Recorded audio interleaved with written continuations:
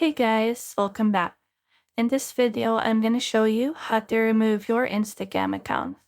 Let's get started. Firstly, open up your Instagram app and go to your profile by clicking at your profile icon at the bottom right corner of the screen.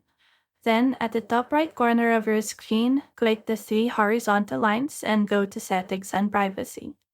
In the search box, search for Deletion, or you can simply type in DEL and select Deactivation or Deletion.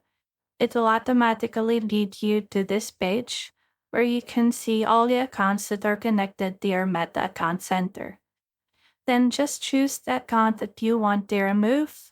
So as for me, I'm choosing my Instagram account. And from here, you may choose between temporarily deactivating your account or permanently deleting it. So just take note that deactivating your account is temporary, while deleting your account is permanent.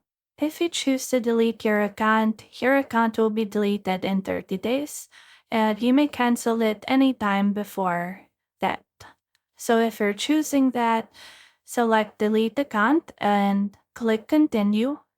And then here, choose your reason for deleting your account and then hit Continue again. And then click Continue again.